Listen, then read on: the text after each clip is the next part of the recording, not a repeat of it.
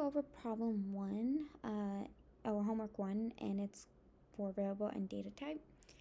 And so for problem 1, it asks us to write a program that reads the subtotal and the gratuity rate, and then we have to perform some computations for gratuity and total. And here I went ahead and created some variables so we can store the inputted values. So because they all have the type float, and I didn't assign a value, their default value is 0.0. And on line 16, just print problem 1. And then line 18 is ask, hey, what is the subtotal?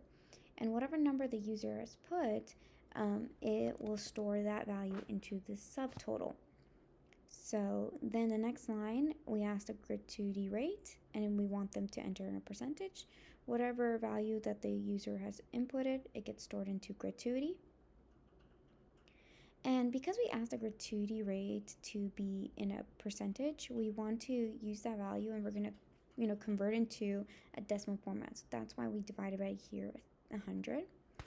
And we wanted to calculate the whole gratuity by multiplying the subtotal based on that. And so then we had to calculate the total, and so the total is this, basically the gratuity that we've just calculated, and plus the subtotal, and that will update the value for total from 0.0 to whatever this computes as. And then finally, we just went ahead and just did a bunch of print statements that prints the subtotal, gratuity in dollars, and total also in dollars. All right, so let's go ahead and actually show that in action. And so in the problem, it already gave us some numbers. So let's say, hey, the user enters 100 for, sorry, not 100, but a 10 for subtotal, and the gratuity is 15%. We should go back 1.5 for gratuity and 11.5 for total, which we do in fact here. Okay, so that's just problem 1. Now problem 2, basically it asks us to create a program that reads an integer that is between 0 and 1,000, and then adds all the integers, all the digits in an integer. So if, let's say, they gave us like 932, if we add 9 plus 3 plus 2, that should give us 14. And it wanted us to use the modulo operator and the division operator. Okay, so just diving into code, I created a variable with the type int called number, and its default value is 0. We printed problem 2 and printed, give me a number between 0 and 1,000.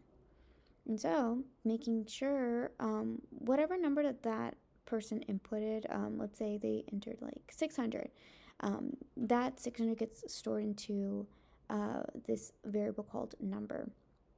Now let's see if they actually follow the directions, and we wanted them to put a number, give us a number between 0 and 1,000. Then this is what this if statement, this condition does. It checks to see if it does meet that criteria. If it doesn't, let's say they give us like -10, then it's gonna, by default, you do the else statement, which basically just prints, hey, please, enter a number between 0 and 100. But let's say they did follow directions, and they give us a number between 0 and 1,000. Then we enter this condition block, or this block, and then we created a variable called sum with the type int, and we set it just as for 0 for simplistic sake, and then we say thank you for following directions. And so this chunk right here actually does the computation that we wanted to do, which adds up the individual numbers. And the reason why I chose a while loop is because a while loop, I wanted to go through like each digit in that integer. And so we already know by default that number is always going to be positive, because we asked it to, it has to be between like 0 and 1,000, and those are positive numbers. So this will always be read true. And then, so when we created a variable called last number with the type int, and to get the last number, like the directions has stated, we had to use the modulo operator, which we did.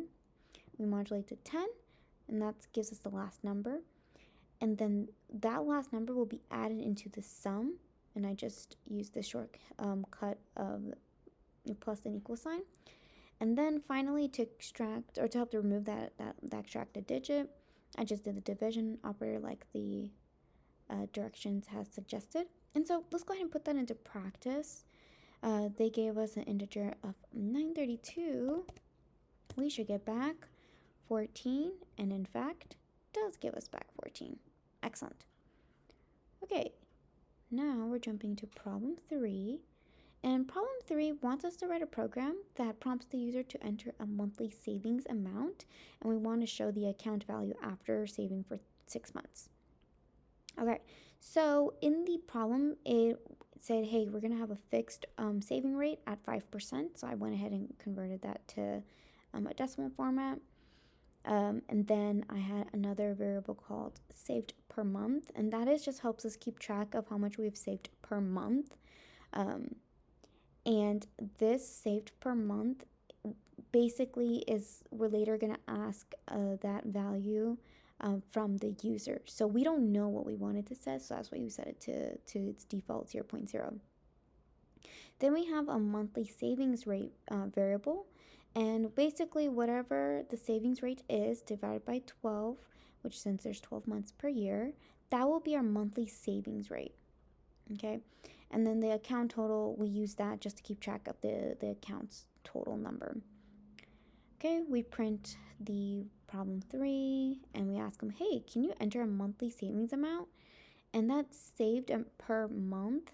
That gets updated by the user's input. So let's say they want to save $100 per month, then 100 will be saved for this variable. Okay, so this is a very important part. This actually performs the calculations that we needed, and I noticed there was a pattern, like a little formula per month. So I went ahead and wrote it in code, and the reason why I wanted to do a for loop is because I know I want to loop through like each month, and I'm going to start it at the first month and then check if the month number is less than or equal to 6, and then just increment it after the loop, after each loop. So once I implemented this formula, it's going to take the account total, which at the moment it's 0, plus the saved per month. That's how much the user has inputted. Let's say it's 100. So 0 plus 100 times 1 plus monthly savings rate. That is this calculation right here. And then that, once you do this per calculation, it gets updated the value to account's total. And that is how much an account is per month. And it gets updated after each cycle or each loop. So because the problem asks for 6 after 6 months, I just put 6. Okay, and then problem 4. Oh, so let's go ahead and actually show 3. So let's go ahead and enter 100. So after we say we want to save $100, after 6 months, it'll be 608.82. Okay, cool. On to the last one. So problem 4, we went ahead and wrote a program that prompts the user to enter 3 values, A, B, and C. And we just wanted to, based on that, those values that we entered, we're going to calculate the discriminant. And discriminant, if it's positive, we're going to show 2 roots. If it's 0, we're going to just show 1 root. But if it's anything else, then it's going to show the equation is no real roots. And to me, that screams we're going to be using an if statement, so we will be, and I'll explain that a little bit later. So first I'll print problem 4, and then these are the floats that we want to create and store the user's values in them. And then the float discriminant, we're going to be calculating what that is later after we grab the values from the user. So in line 96 here, we're going to enter a value for A.